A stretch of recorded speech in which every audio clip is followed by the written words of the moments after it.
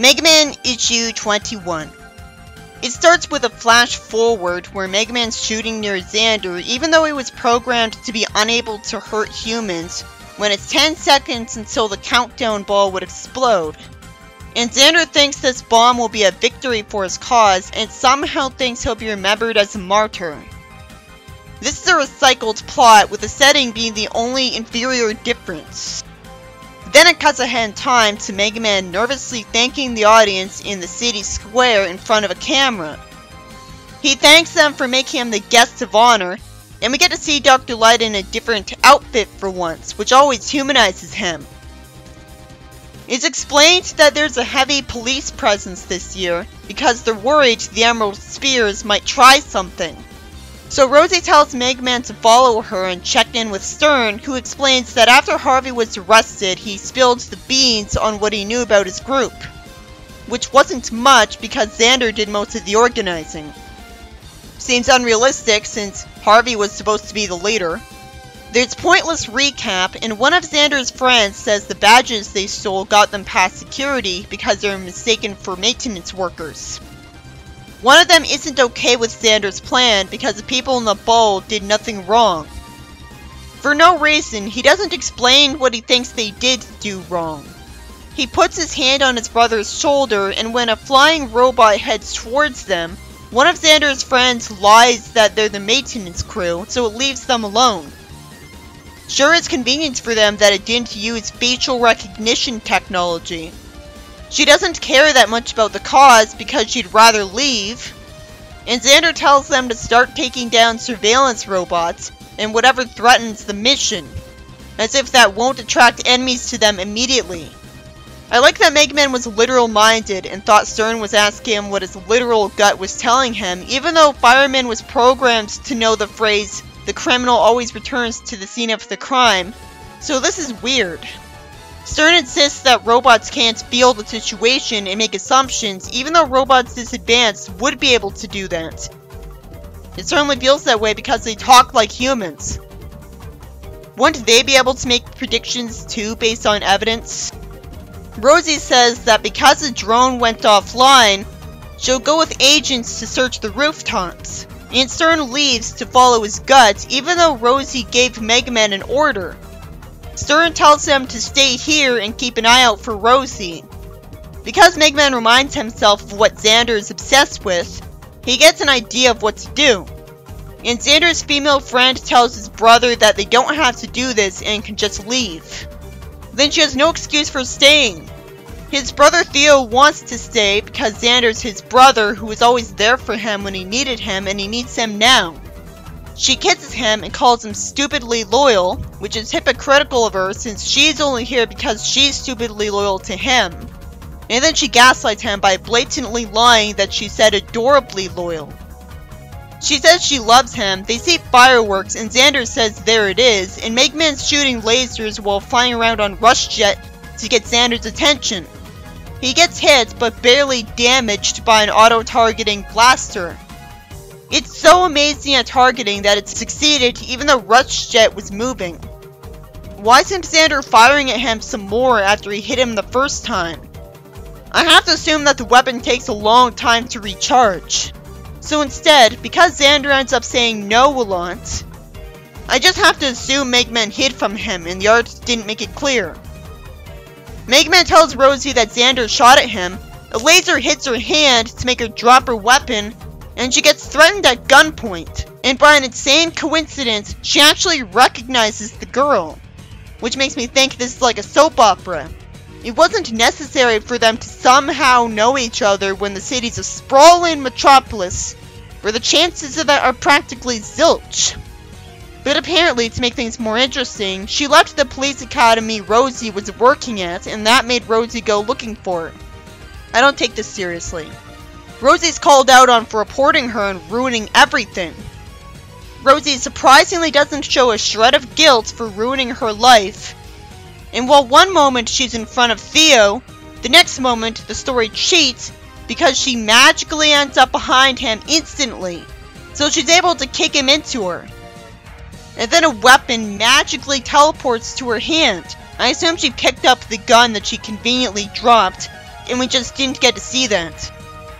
But she obviously would have been hit with the wrench before she'd have gotten the chance to move behind him. This is blatant Mary Sue writing. If he wants a character who's all competent in the action, why doesn't he have a game character we care about do it instead of stretching believability to favoritize his own OC? She would have either been hit with the wrench or shot before she'd have gotten the chance to do this. It should have been that the guy was in front of her instead. Although I think she's more of a jerk-ass Sue than a Mary Sue because she doesn't care about what she did to her life.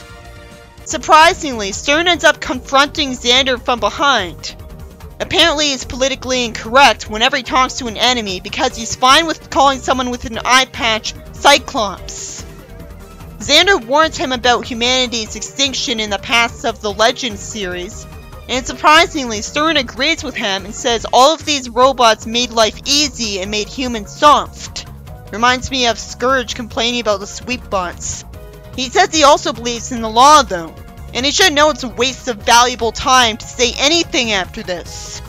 It seems unprofessional of him to be so stupid that he ends up getting kicked.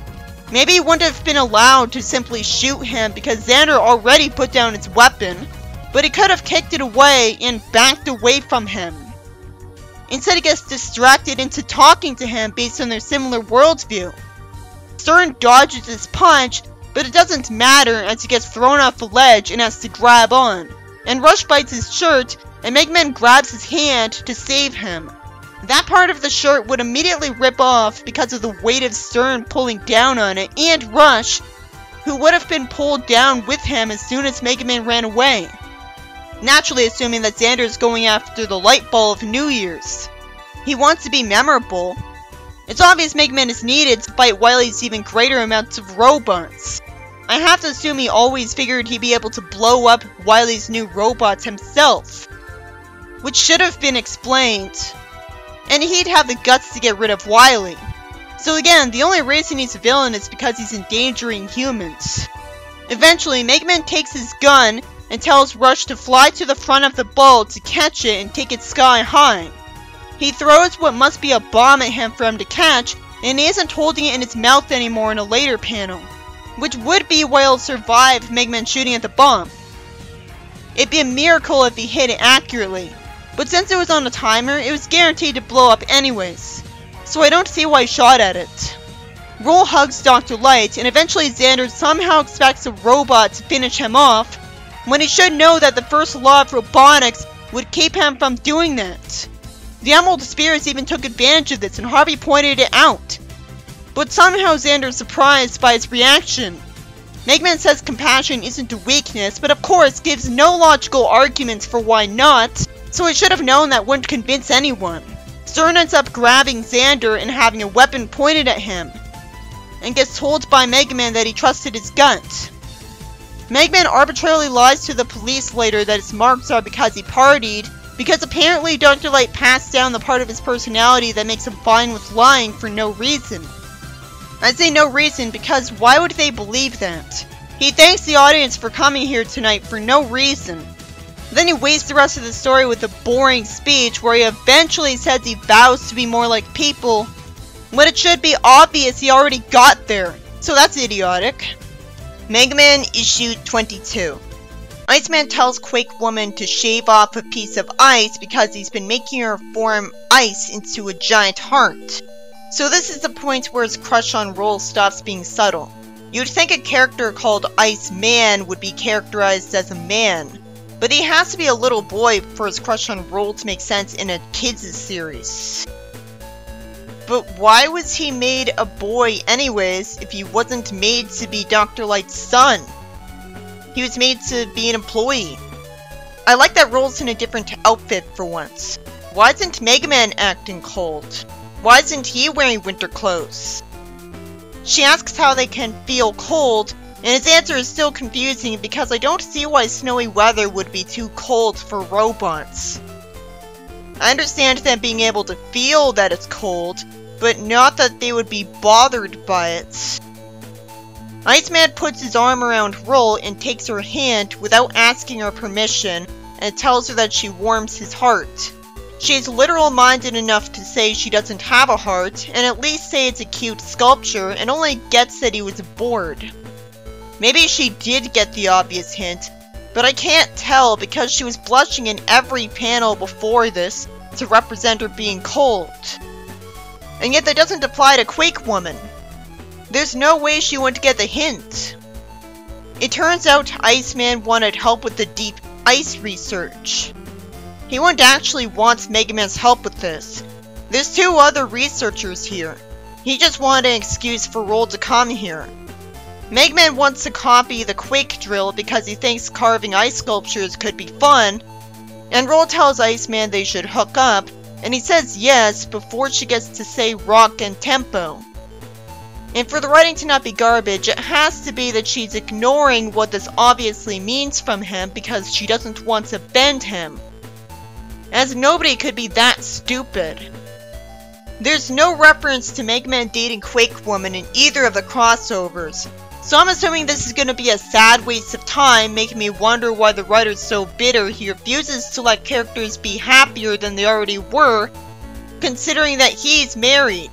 Since Iceman will probably never be given a chance, this is as annoying as Amy's crush, because it's a waste of time that makes me feel sorry for both of them.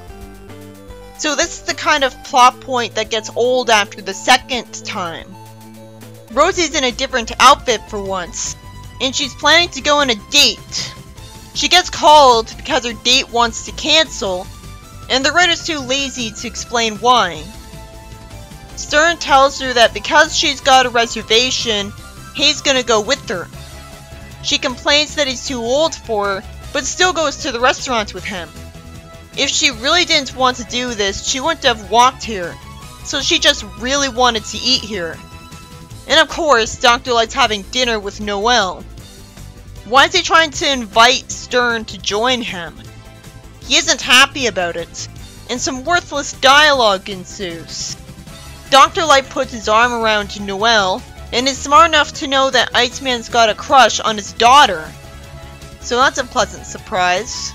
I guess the reason he's actually okay with it is because he knows he doesn't have a chance with her. He made them able to get a crush purely to make them like humans for the sake of it. Roll makes it too obvious with her facial expressions that she's trying to manipulate Mega Man. She advised them to get to know Quake better and to date her. Roll says it would help her emotional development and be nice, and he at least admits that it makes sense. Stern insists that people aren't machines with no logic, and Rosie apologizes to Noelle. Dr. Light naturally points out that brains are just organic computers. It's silly if Dr. Light insists with complete certainty that full human-robotic integration is still thousands of years away. It's a reference to the Mega Man Legends series meta-wise, but in-universe, there's no reason that someone as capable as him, who made sentient robots, would think he can't do this. And I thought the Reploid Wars were the only reason it took as long as Legends for it to finally happen. Dr. Light tells Stern a robot that can't love is scarier than one who can, even though that doesn't explain why it'd make them capable of romantic love in particular. This issue is such a waste of time. This isn't what anyone would come to Mega Man for, and it doesn't seem like it took effort to come up with. It's so hard to watch Roll manipulate Quake Woman. She says she could date her brother. Predictably, Stern warns Dr. Light about jealousy. Mega Man's naive enough to ask Iceman if he should date Quake Woman. He thinks he's too young, even though he knows robots don't age. And Iceman sarcastically says he knows nothing about romance and suggests going somewhere. Conveniently, Dr. Light and Stern are able to quote lines from fiction perfectly. This is the kind of thing that only happens in fiction, because in real life people usually paraphrase. Mega Man tells Quake Woman her hair looks nice, and she thanks him in confusion, and he apologizes. The ice cracks a lot, and Roll falls. I feel like this is the only good part of the story. Dr. Light tells a joke that makes Rosie and Noelle laugh, and he says he misses the past version of Wily. Every time I see a flashback where Wily was working for Dr. Light, I feel the same way. Like it's more interesting than the games because you wouldn't expect it, and they contrast each other. Though it still never really explains why they're friends, because Wily isn't really getting along with him. Rosie says she can't believe the Emerald Spears would think Dr. Light is as dangerous as Wily, and Stern just has to say he can. He's at least allowed to explain he's against the Emerald Spears, and makes a good point that it'd suck if a virus turned all of those robots crazy. Noel agrees that they need to take on advances cautiously. No amount of caution would make it impossible for a virus to make all of those robots dangerous.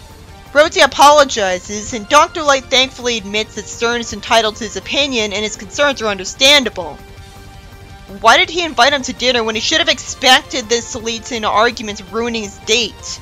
He wants to make his world a world for all of them, and Stern wants to know how to make sure they share. And Dr. Light says it'll be by teaching robots compassion. That worked out so well by the X series when the Sigma virus happened.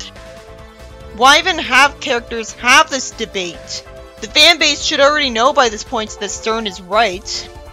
Rule calls Megman to say she's fine, and Megman calls Iceman, who says that reception's terrible down here.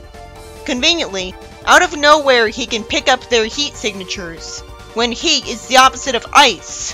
Why would he get this feature and not Mega Man? Mega Man doesn't get a signal from Quake and gets told where to go, and he sees her crying. So far, her having feelings has done nothing but make her miserable. This doesn't teach a family-friendly lesson. She's upset because she's supposedly buried, even though she's not. She's just surrounded by ice. This is just annoying. She's not buried because she's able to move around perfectly. And finally, it's addressed that she's scared her mom might take away her emotions because all she's felt so far is fear. He helps her walk and talks to her about courage and says she already has it. She says that staying friends keeps things simple. He thanks her. She says Roll will be disappointed, and I love that someone says she can get over it, even if that is out of character for Mega Man.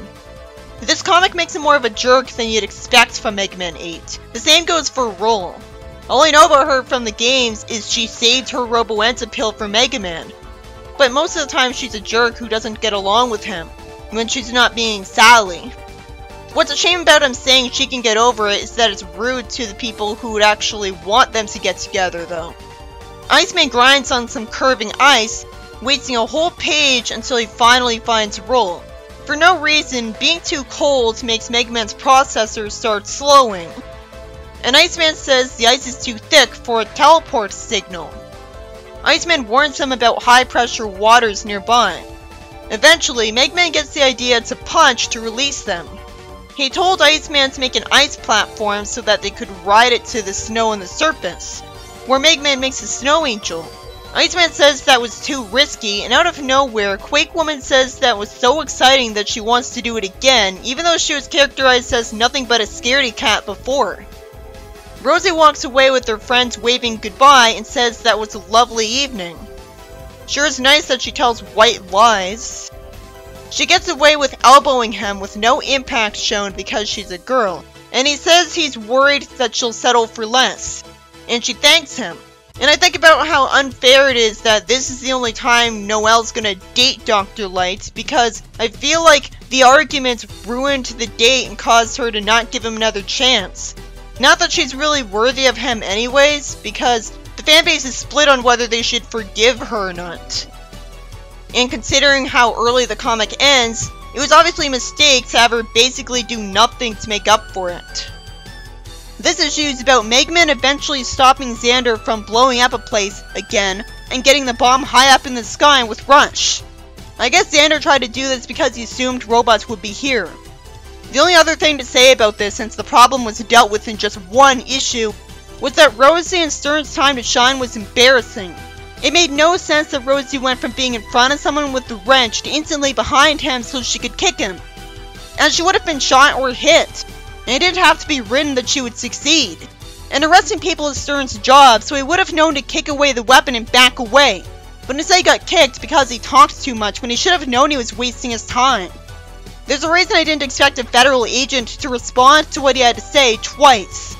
It wasn't a bad story most of the time though, just disappointingly empty compared to the last story with Xander, because only Megman was really doing anything and there was just one bomb. So it was just a watered down version of the last time, with less of a good location because I think only a few robots are here. And even if there are more robots, we weren't told that. It's just a lazy, recycled plot. I don't think it was worth it to have Xander get away the first time then.